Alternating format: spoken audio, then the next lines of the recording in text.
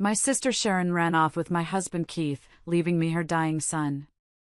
15 years later, they mocked me, asking about the boy they left to die, until he walked in, a grown man.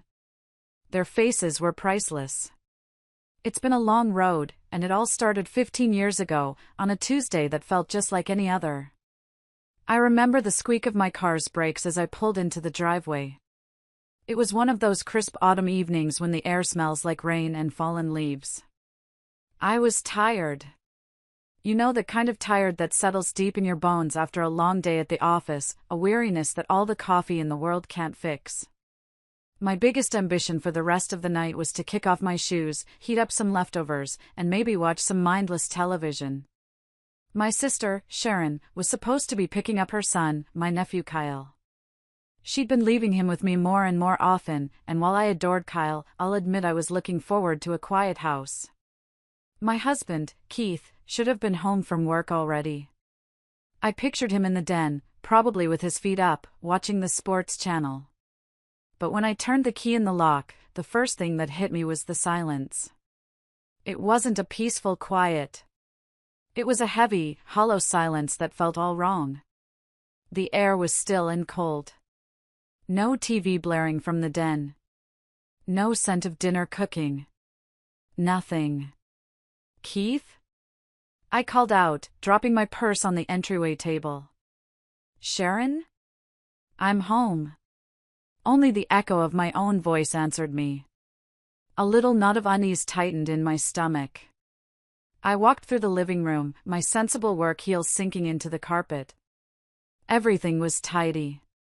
Too tidy. A magazine on the coffee table was perfectly squared, the remote controls lined up in a neat little row. Keith was many things, but he wasn't neat. That's when I saw him. Little Kyle. He was only 5 years old, all big, scared eyes and a mop of sandy blonde hair. He was curled up in the big armchair by the window, the one we called Grandpa's chair. He was clutching a throw pillow to his chest so tightly his little knuckles were white. He wasn't crying. He was just watching me. Waiting. My heart did a painful little flip. I rushed over and knelt in front of him. Kyle, sweetie? Where is everybody? Where's your mommy? He just stared at me, his lower lip trembling. He looked so small and lost in that huge chair. I smoothed his hair back from his forehead. It was damp, like he'd been sweating. Is Uncle Keith here? I asked, my voice softer this time. He shook his head, a tiny, jerky movement. Then, without a word, he uncurled one of his little hands from the pillow. He was holding a piece of paper, folded into a tight, crumpled square. He held it out to me. I took it from him. The paper was warm from his hand. For a second, I just looked at it, that knot of unease in my stomach now a cold, hard stone of dread. I knew, with the kind of certainty that defies all logic, that whatever was written on that piece of paper was going to change everything. And God, I was right. My fingers trembled as I unfolded the note. It was Sharon's handwriting, big, loopy letters that always looked so cheerful, so carefree. But the words on the page were anything but. Brenda. I'm so sorry to do this in a letter. I know it's cowardly. By the time you read this, Keith and I will be long gone. We're in love, Bren. We have been for a while. We're going to start a new life, somewhere we can be happy. I can't take Kyle with me right now. It's not the right environment for a child. I know you'll take care of him. You're better at it anyway. Please don't try to find us. Sharon. I read it once. Then twice. The words swam in front of my eyes, blurring together into a meaningless jumble. It felt like a joke. A sick, twisted prank. My sister and my husband? It wasn't possible. We were family. Keith and I had been married for 10 years. We'd had our ups and downs, like any couple, but I loved him. I thought he loved me. And Sharon, she was my baby sister. The one I was supposed to protect. My legs felt weak. I sank down onto the floor, the letter still clutched in my hand. A buzzing sound started in my ears. I looked over at Kyle, who was still watching me with those huge, solemn eyes. He didn't understand the words, but he understood the feeling in the room.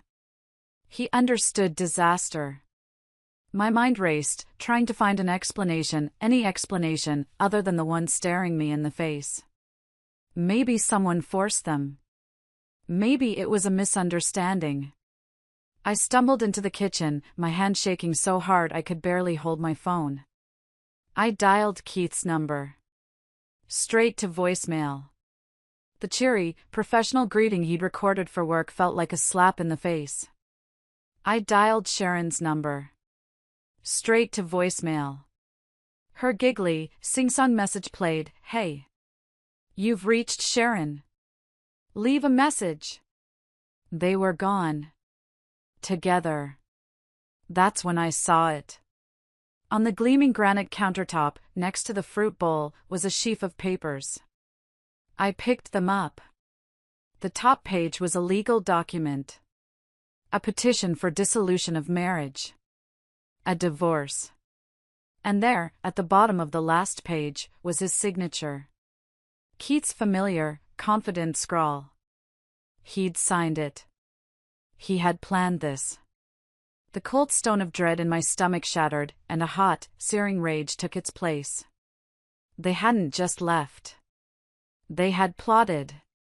They had lied to my face, day after day, while they planned their great escape. I thought about the last few weeks. Keith being distant, working late. Sharon, always so full of drama, suddenly serene and calm. It all clicked into place, each memory a new twist of the knife. Little Kyle padded into the kitchen behind me. He tugged on my sleeve. "Aunt Brenda," he whispered. "Mommy and Uncle Keith went on a trip?"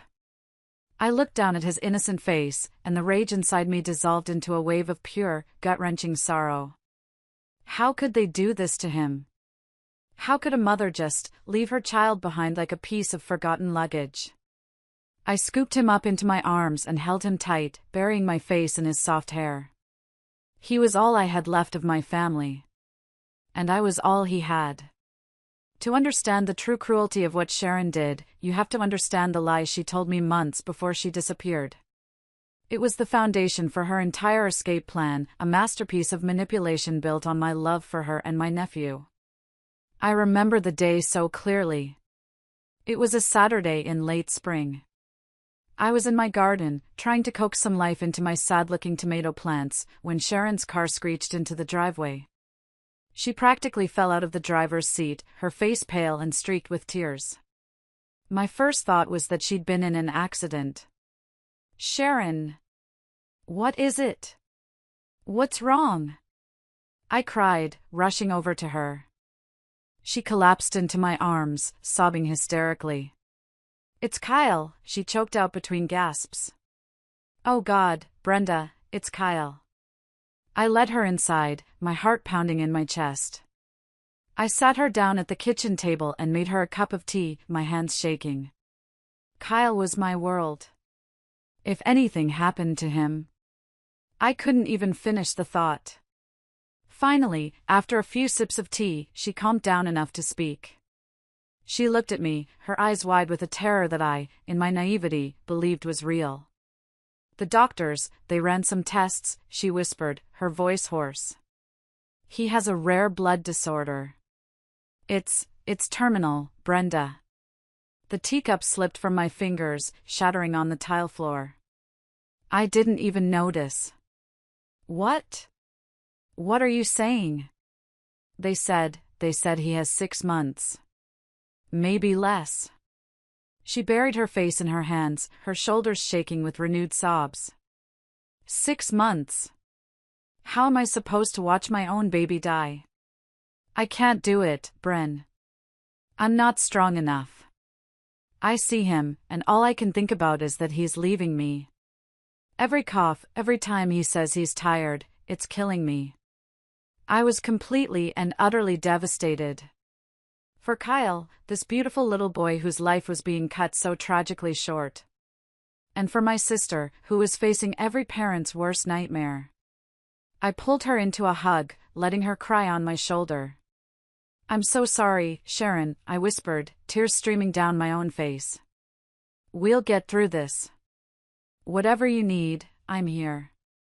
We'll get a second opinion, we'll find the best doctors." She pulled back, shaking her head. "There's no point. They said it's definitive. There's no treatment." She looked at me, her eyes pleading. "Brenda. I can't. I can't be here to watch it. I know it sounds awful, I know I sound like a monster, but I can't." And then she delivered the line that sealed all our fates. Could you help me with him? Just for a little while? Let me have some time to process this. I just need a break from the constant reminder." Of course, I said yes. What else could I say? My sister was falling apart, and her son was dying. I told her to bring him over whenever she needed a break. I would do anything to ease her burden. I had no idea that I wasn't easing her burden. I was becoming her escape route. She wasn't a grieving mother. She was a brilliant, cold-hearted strategist, and she had just played me perfectly. After that day, my home became Kyle's second home. At first, it was just for a weekend here and there. Sharon would drop him off on a Friday evening, her eyes red-rimmed and puffy. She'd hug me and thank me profusely, telling me I was a lifesaver. "I just need to not think about it for a couple of days, you know," she'd say, her voice cracking. "Just to feel normal again." And I believed her. I'd spend the weekend doting on Kyle, trying to fill his last few months with as much joy as possible. We'd go to the park, build magnificent Lego castles that covered the entire living room floor, and watch cartoons until we both fell asleep on the couch. He was a quiet, sweet boy, and he seemed to get tired very easily, which only confirmed Sharon's story in my mind. But then the weekends started getting longer. She'd drop him off on Thursday and not pick him up until late Sunday night. Then it became whole weeks. Her calls became less frequent. When I did manage to get her on the phone, she sounded distant, distracted. "How are you holding up, Sharon?" I'd ask, concerned. "I'm fine," she'd answer, her voice flat. "Just busy. Trying to keep my mind off things." My husband, Keith, was wonderful about it at first. "Whatever your sister needs, Bren," he'd say, ruffling Kyle's hair. "We're family." Looking back, his supportive act makes my stomach turn. He wasn't supporting me. He was facilitating his own affair. Every extra hour Kyle was with us was an extra hour he could be with Sharon. The unease started to creep in slowly. One evening, a friend of mine, Jessica, called for a chat. "Hey, you'll never guess who I saw downtown," she said. "Your sister, Sharon. She was at that new wine bar, the Grapevine. She was with a group of people, laughing her head off. She looked like she was having the time of her life." I felt a cold prickle of confusion. "Are you sure it was her?" "Positive. She was wearing that bright red dress you hate," Jessica laughed. After I hung up, I sat in the quiet house for a long time. It didn't make sense. A grieving mother, whose son only had a few months to live, was out laughing at a wine bar? I tried to dismiss it. Maybe she was trying to force herself to be happy, just like she'd said. But the seed of doubt had been planted. The final straw came a few weeks before she left for good. She was supposed to pick Kyle up at 6 on a Sunday. By 9, she still hadn't shown up. She wasn't answering her phone. I was frantic with worry, imagining the worst. Finally, around midnight, her car pulled into the driveway. I met her at the door, my arms crossed. "Sharon, where have you been?" I was worried sick. She breezed past me, smelling faintly of perfume and wine. Oh, relax, Brenda. I lost track of time. She looked annoyed, as if I were the one being unreasonable. Lost track of time? Your son is here. She turned to face me, her eyes cold. And he's fine, isn't he? Look, I have my own life to live, Brenda. I can't put everything on hold. That was when I knew something was terribly wrong. It wasn't about grief anymore. This was something else. This was abandonment, happening in slow motion, right before my eyes. And then came the night of the letter. The night the slow fade became a final, deafening silence. After the initial shock wore off, a strange kind of calm settled over me. It was the calm of the shipwrecked survivor who finally realizes the ship is gone and the only thing left to do is swim. My marriage was over. My relationship with my sister was a lie. My old life had been burned to the ground. All I had left was the little boy sleeping in the guest room, his face peaceful in the soft glow of the night light. I tiptoed into his room and sat on the edge of the bed, just watching him breathe. His little chest rose and fell in a steady rhythm. He looked so fragile, so innocent. He had no idea that his world had been just as shattered as mine. His mother was gone. The man he knew as his fun uncle was also gone, and he had taken a piece of my life with him. Tears I didn't even know I was holding back began to stream down my face. They weren't tears of rage anymore. They were tears for him. For this small, helpless child who had been used as a pawn and then discarded. Sharon hadn't just betrayed me, she had abandoned her own son. And Keith. Keith had enabled it. He had watched her neglect her child and said nothing, all so he could have what he wanted. In that moment, staring at Kyle's sleeping face, I felt a fierce, protective love swell in my heart. It was a love so powerful it pushed aside my own pain. My grief was a luxury I couldn't afford right now. This little boy needed me. I reached out and gently brushed a strand of hair from his forehead. He stirred in his sleep, murmuring something unintelligible. I leaned down and whispered into the quiet of the room. It was a vow. A promise to him and to myself. It's okay, sweetie, I whispered, my voice thick with tears. It's just you and me now. But I am never, ever going to leave you. I will always be here for you, Kyle. Always. I promise. He settled back into a deep sleep, and I stayed there for a long time, the weight of that promise settling onto my shoulders. It felt heavy, terrifying even. I was in my 40s, suddenly a single woman, and now, a single mother to a child the world believed was dying. I had no idea how I was going to do it. The financial strain alone was daunting, my salary was steady, but it was meant for two people, not one person and a child with major medical needs. There was no discussion of child support, no talk of shared custody. There was just silence. And a little boy sleeping in my guest room. But as I sat there in the dark, I knew one thing for sure. I would not fail him. I would pour every ounce of love and strength I had into giving him the best life possible, for whatever time he had left. My old life was over. My new one had just begun. The first few months were a blur of learning a new routine. Our quiet, orderly house was suddenly filled with the happy chaos of a 5-year-old. There were Lego bricks underfoot, cartoon theme songs stuck in my head, and a constant, low-level hum of anxiety about Kyle's health. I followed Sharon's instructions to the letter. She had left a note with a list of foods he would eat, a very short, very strange list. Things like strawberry jelly, bananas, and plain white bread with the crusts cut off. It's all he eats, she had snapped at me once, months before she left. Don't even try to give him anything else. He'll just throw it up. So I didn't. I made him little plates of bananas and jelly sandwiches. He ate them, but without any real enthusiasm. And he was always so tired. He'd have a burst of energy for 20 minutes, and then he'd just wilt, needing to lie down on the couch. His skin was pale, almost translucent, and he had dark circles under his eyes. Everything about him seemed to confirm the terrible diagnosis. But my gut told me something was wrong. It was more than just a feeling, it was a deep, primal instinct. A mother's instinct, I suppose, even though I wasn't his mother by birth. I'd watch him listlessly pushing a toy car across the floor, and I'd think, this isn't right. Children, even sick children, should have more spark.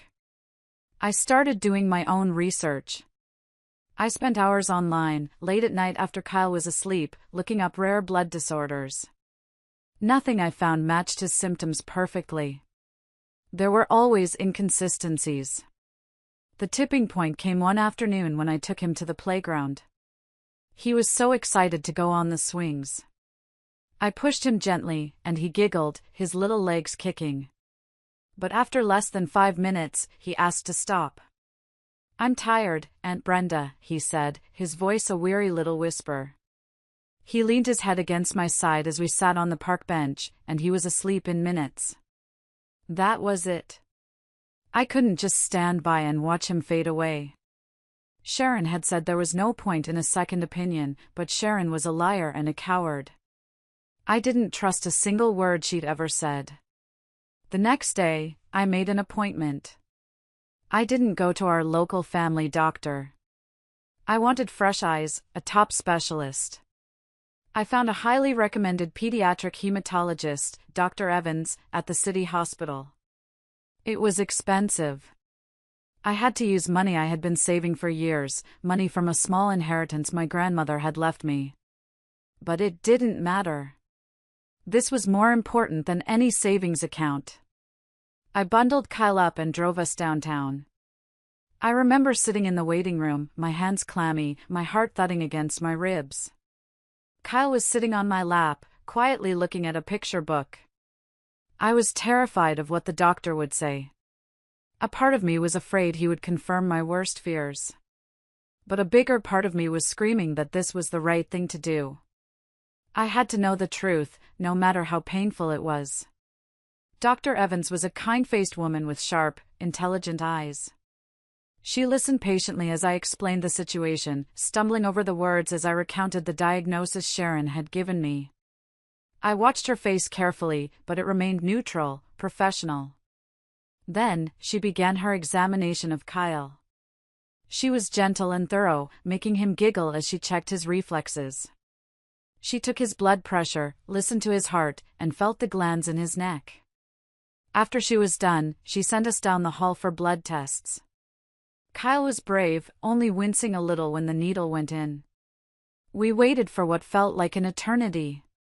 Finally, a nurse called us back into Dr. Evans' office. She had the results in her hand. My heart was in my throat. Dr. Evans looked at me, her expression serious. "Brenda," she said, her voice gentle but firm. "I've reviewed Kyle's blood work. We ran a comprehensive panel." I held my breath. "And?" She took a deep breath. "I'm not sure where your sister got her information, but Kyle does not have a terminal blood disorder. He doesn't have any kind of blood disorder at all." The relief that washed over me was so intense it almost made me faint. It was like a physical weight had been lifted from my chest. I started to cry, silent tears of joy streaming down my face. Kyle was going to live. He was going to be okay. But Dr. Evans wasn't finished.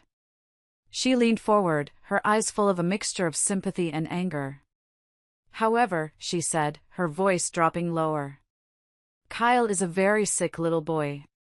His results are alarming. He's suffering from severe malnutrition. He's anemic and has significant vitamin and mineral deficiencies across the board." The room went cold again. "Malnutrition?" She looked at me pointedly.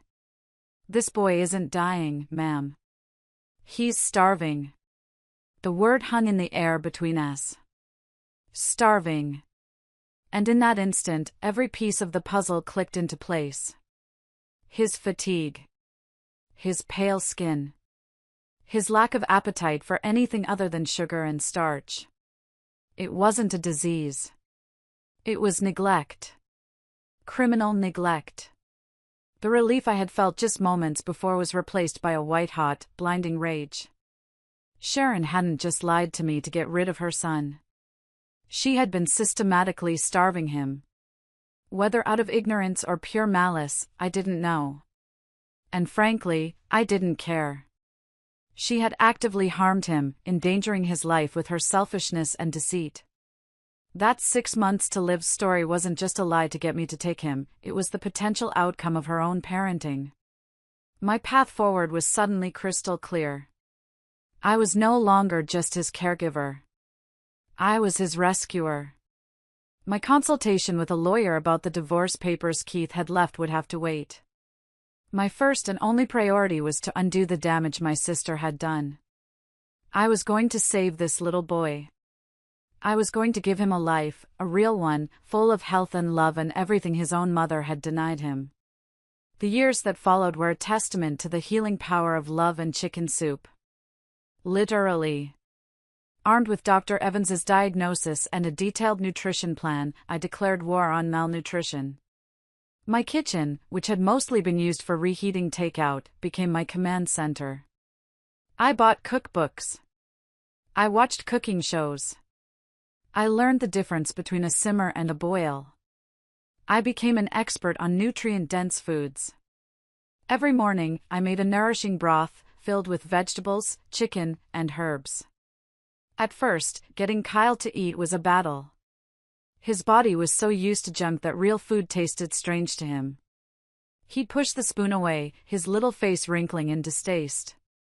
But I was patient. I was relentless. I'd make a game of it.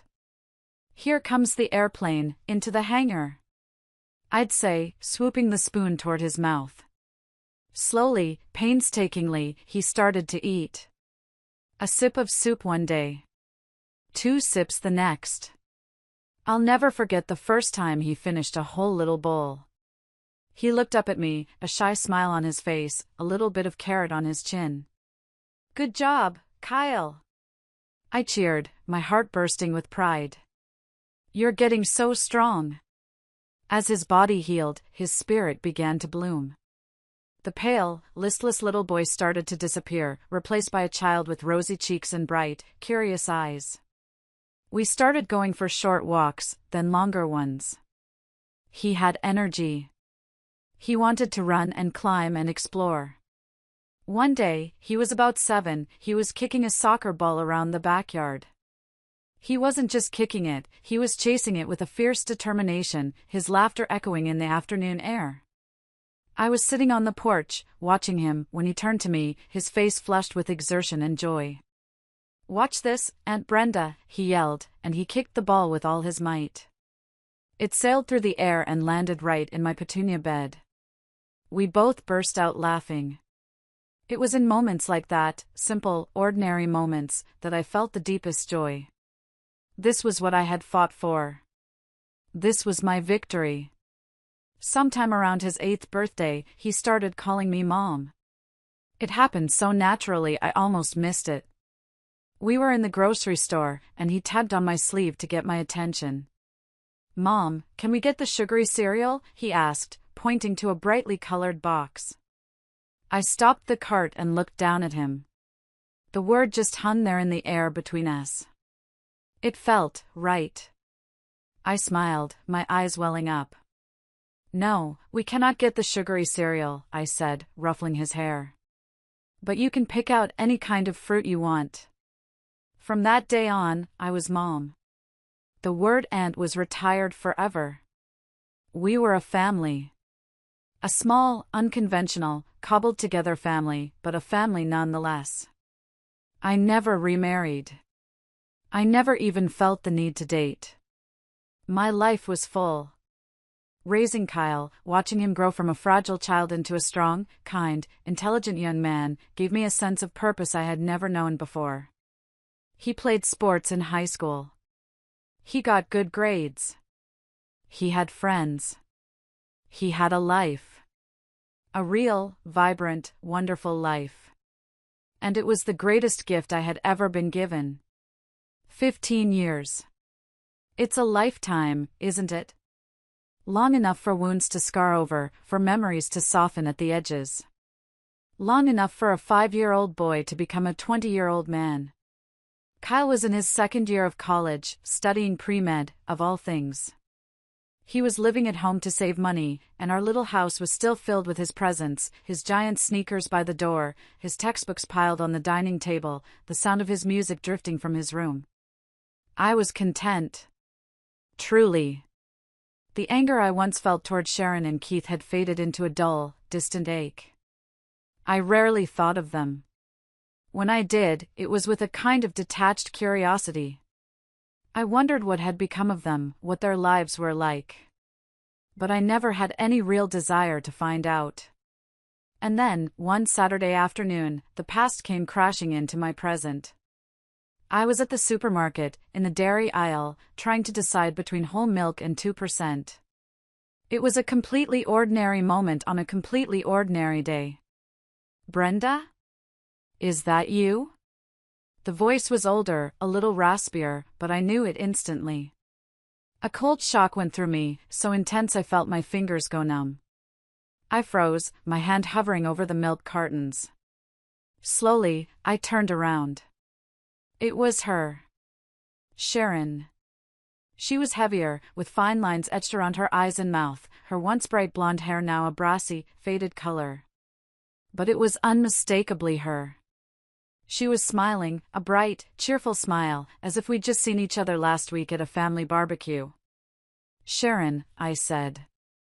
My voice was stiff, foreign in my own ears. I knew it was you. Long time no see, she chirped, stepping closer. A cloud of cloying, sweet perfume enveloped me. My mind went blank. All the things I had imagined saying to her if I ever saw her again, the angry accusations, the tearful questions, they all vanished. I was just paralyzed. Just then, a man walked up and put his arm around her shoulders. It was Keith.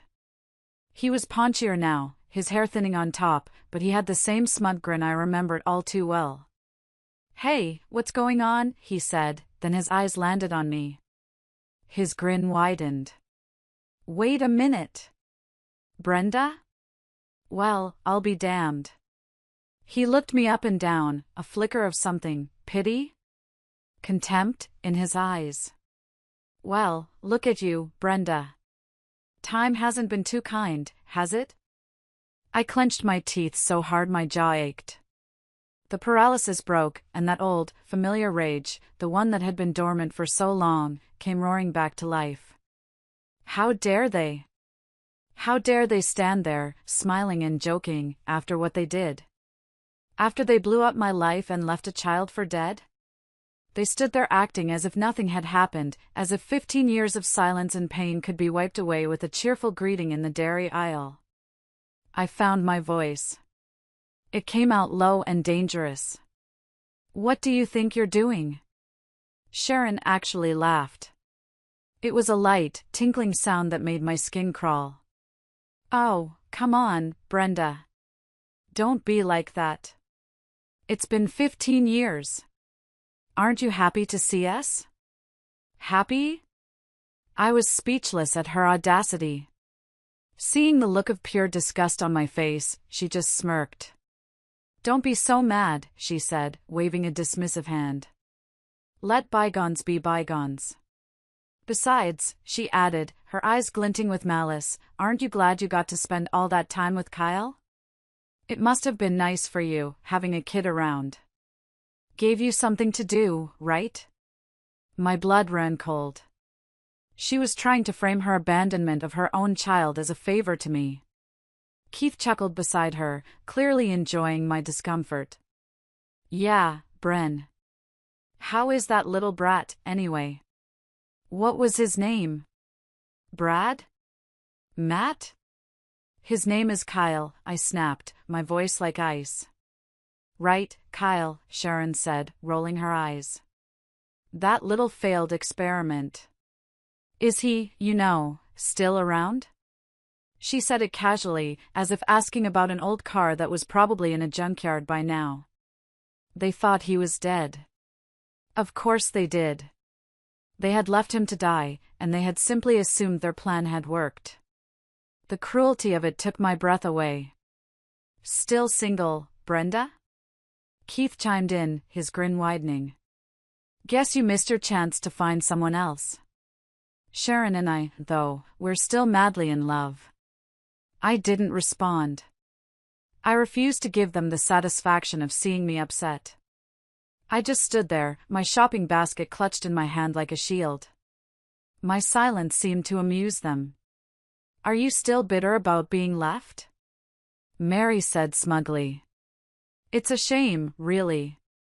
You can't even ask for alimony or child support anymore, can you? Statute of limitations and all that. She winked, as if sharing a clever legal tip. I felt a strange sense of power in my calmness. They wanted a reaction. They wanted tears, or shouting. They weren't going to get it. Well, Sharon continued, looking bored now that she wasn't getting a rise out of me. Kyle may have been a dud, but our daughter is perfectly healthy. She's a cheerleader, you know. Just turned 14. That word. Daughter. It caught my attention. It was the piece of information I didn't know I needed. The perfect, unexpected weapon. I turned my gaze to Keith. You have a daughter? I asked, my voice neutral.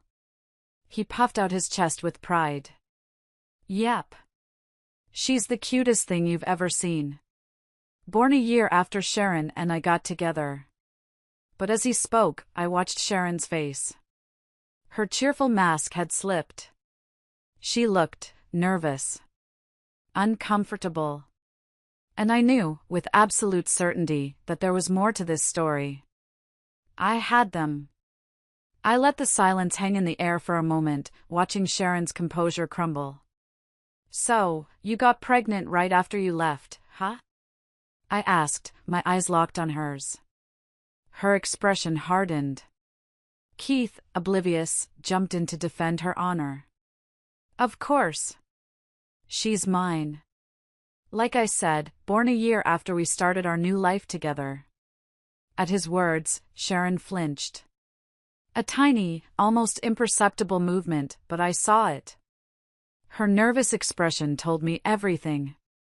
Something wasn't adding up. I took a small step back, creating distance. Well, that's questionable, Keith, I said calmly. His smile faltered. What's that supposed to mean? It means, I said, letting each word land with deliberate weight, that while Sharon was leaving her sick son with me, she wasn't just sitting at home, grieving. She was meeting all kinds of people. Keith's face shifted from confusion to shock. He turned to Sharon.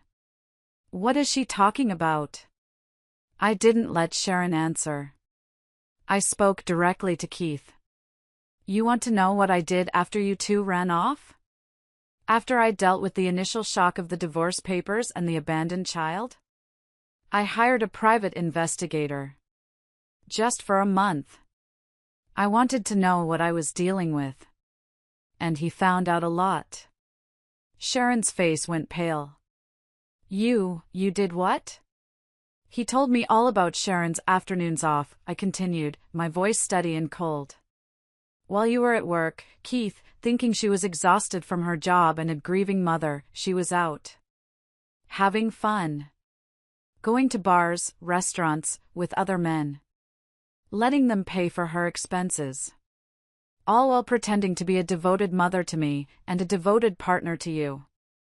No way, Keith muttered, his face ashen. He looked at Sharon, who was staring at the floor.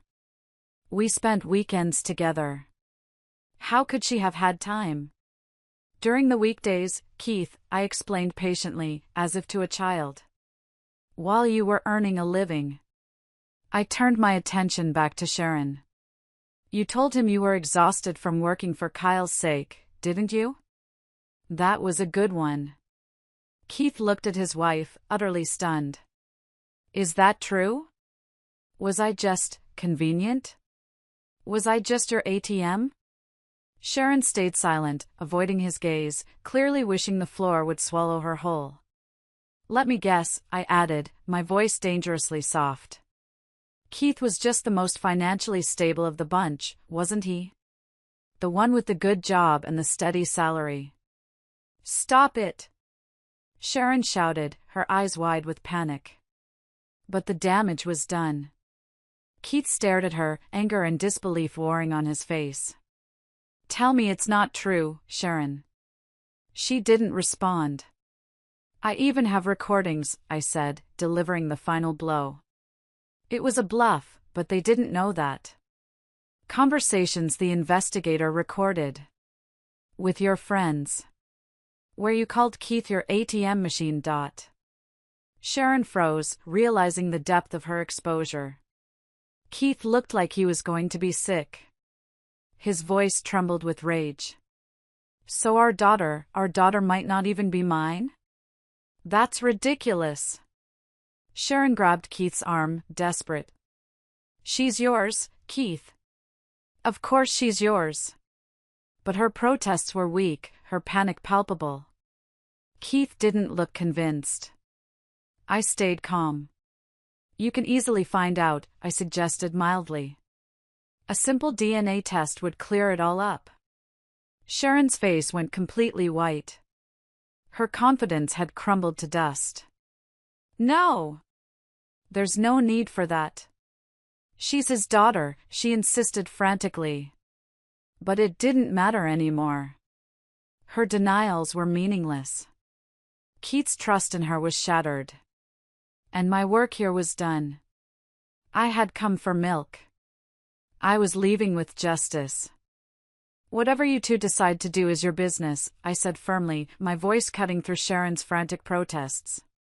But remember this. I raised Kyle with love and care, and that is something you can never take away. I turned to leave, feeling a sense of closure I hadn't realized I was missing. But just as I took a step, I heard a calm, familiar voice behind me. Mom? Are you ready? I turned and smiled, my heart swelling with a fierce, protective pride. Oh, Kyle. I'm sorry to keep you waiting. He walked over to me, tall and confident in a well-fitting suit. He'd just come from a university function. He put a comforting hand on my shoulder. It's okay. Let's go. Sharon and Keith stared at him, their mouths hanging open. They were struggling to reconcile the competent, healthy young man standing before them with the frail, dying child from their memories. Wait, Sharon whispered, her voice trembling as she pointed a shaky finger at him. Is that Kyle? He stood tall, his gaze steady. He looked nothing like the child she had abandoned. Yes, I said, my voice ringing with pride. This is Kyle. He's 20 now. And he's thriving. Kyle's calm, clear voice followed mine. It held no anger, only a chilling certainty. I remember everything, he said, his eyes fixed on the two people who had created him and then thrown him away. Even though I was young. I know who you two are. My biological mother and her lover. Keith recoiled as if he'd been struck. He was horrified, trying to process Kyle's composed but cutting words. But weren't you supposed to be sick? Keith stammered, looking from Kyle to me and back again. I thought you only had 6 months to live. No, I interjected, my voice sharp. Kyle was never sick with a terminal illness. That 6-month story was something Sharon made up. After she left, I took Kyle to a real hospital. The doctors diagnosed him with severe malnutrition, not some life-threatening disease. All he needed was proper food and care. Sharon's face turned a blotchy, bright red with shame and embarrassment. I tried, she muttered weakly, her voice barely a whisper. He was such a picky eater. Keith's expression twisted with disgust. Kyle eats just fine now, I said, my eyes boring into Sharon. He's healthy. He's strong. He played varsity soccer in high school. And I'm studying to become a doctor, Kyle added, his voice even. So no other kids have to go through what I did because of a parent's neglect. Sharon and Keith both gasped, shocked by how far he had come. I had no idea, Keith mumbled, looking utterly defeated. And there's no need, I said, shooting a pointed look at Sharon, for you to ever insult him again. Or to call him a failed experiment. Sharon glanced away, unable to meet my eyes, the shame finally, after 15 long years, written all over her face. The air in the supermarket aisle was thick with shattered lies. Sharon opened her mouth to speak, probably to offer up another weak excuse, but Keith cut her off. His voice was flat, devoid of all emotion. I want a divorce. Sharon's eyes widened in panic. What? No! Keith, you can't be serious, she cried, clinging to his arm. But his expression was like stone. He shook her off. After learning how you neglected your son, how you lied to me for 15 years. I can't stay with you. I can't even look at you. It's all a misunderstanding, she grew frantic, her voice rising to a hysterical pitch. Brenda is twisting the truth. No, she's not, Keith said, shaking his head slowly. You treated me like an ATM, and now I see the truth. The whole, ugly truth. He looked at me, his face filled with a regret that came 15 years too late. Brenda. I can never make up for what I've done. But I am truly sorry. He bowed his head, a gesture of defeat and apology. I felt nothing. The anger and betrayal I had once harbored had long since faded, replaced by the love and joy of raising Kyle. I've moved on, Keith, I said firmly. Kyle and I have our own lives now. With that, I turned back to my son. Let's go, Mom, he said, giving my shoulder a gentle squeeze. As we started to walk away, Sharon's trembling voice called out. Kyle! Wait! We stopped, but we didn't turn around. I'm so sorry, she sobbed. I regret leaving you. I've thought about you all this time. Kyle slowly turned to face her. She took a hopeful step closer, her face streaked with tears. But he held up his hand, stopping her in her tracks. Don't, he said, his voice steady and unforgiving. I remember all the times you pushed me out of the house when strange men came over. I remember you telling me to be quiet and stay in my room. He looked her straight in the eye. And I remember the day you abandoned me. I decided then that I would never forgive you. Sharon's face turned pale. You're calling her Mom? She asked desperately, gesturing toward me. Yes, Kyle replied without a moment's hesitation. Brenda raised me. She loved me. She saved me. She's my real mother. Sharon stood frozen, the last flicker of hope dying in her eyes. She finally understood that there was no chance of reconciliation. There was nothing left for her here. Don't ever try to see us again, Kyle said firmly. It wasn't a request. It was a command. And just like that, we walked away. We left the wreckage of their lives behind us on that cold, tile floor. We never looked back. If you're still listening, could you do me a huge favor and hit that like button and comment the number 1 down below? It lets me know you're here with me on this journey, and your support truly means the world to me. It keeps me going. So please, comment 1, and let me tell you what happened next. The fallout from that day in the supermarket was swift and absolute. I heard through my friend Jessica, who still had connections in my old neighborhood, that Keith followed through on his word. He hired a lawyer and demanded a DNA test for their daughter. The results came back just as I had suspected. The girl wasn't his. The divorce was brutal. Keith sued Sharon for damages, for fraud, for 15 years of lies. With my story to back him up, she didn't stand a chance. He got the house, the savings, everything. He left her with nothing but the clothes on her back and the consequences of her own choices. She apparently tried to spread rumors about him, but it only backfired, leaving her completely isolated. I blocked her number and any new social media profiles she created. Our chapter was closed for good. As for Kyle and me, our lives just kept getting better. He graduated from college with honors and got into medical school. He met a wonderful young woman, and they got engaged last spring. Seeing him so happy, so successful, so full of life and love, it's a pride so deep it sometimes brings tears to my eyes. We continued living together while he finished his studies, cherishing our time as mother and son. On his 25th birthday, I took him out to a fancy restaurant, the kind of place we could never have afforded in the early years. We sat at a quiet table, the candlelight flickering between us. The waiter poured champagne into our glasses. I raised my glass. "A toast," I said, my voice thick with emotion. "To the incredible man you've become. To your future, to your happiness. I am so proud of you, Kyle." He clinked his glass against mine, his eyes shining. "Cheers, Mom," he said, his voice full of warmth. "To us. We did it." In that moment, surrounded by the quiet murmur of the restaurant, I felt a sense of peace so profound it filled every part of me. I had made the right choices. I had fought the right battles. This wonderful young man sitting across from me, this beautiful life we had built from the ashes of betrayal, this was everything I had ever wanted. This was home. Thank you. Thank you for listening to my story.